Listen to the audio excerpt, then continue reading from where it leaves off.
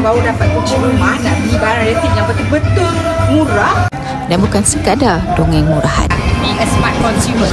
Stop buang masa dekat kedai yang suka umpat cashback, points dan juga coins. Sebagai konsumen bijak, anda kena terus datang ke JH Home Factory Outlet ni. Kenapa kat sini lain? Kat sini tak ada gimmick mengarut, tak ada harga tipu-tipu, dan yang ada cuma harga kilang yang kau-kau murah. Nak-nak sekarang ni memang timing yang padu sebab ada clearance sale tahun baru Cina.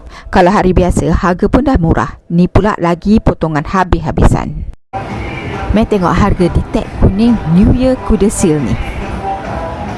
Okey, ni nak beritahu ada bonus tau. Dengan pembelian RM13,000 ke atas pada bulan ni, anda akan terus dapat hairdryer Faber percuma bernilai RM527.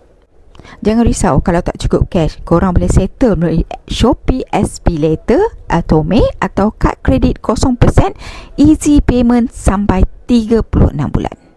Kalau korang tak tahu nak pilih barang, jangan risau, salesperson dekat sini friendly dan professional. Dia akan explain elok-elok, ikut keperluan kita. Dan paling penting, ikut bajet, bukan ikut suka hati dia je. Bos dia siap cakap, kalau kau jumpa harga lebih murah daripada JH Homes, aku bayar beza harga mi petrol dan tol.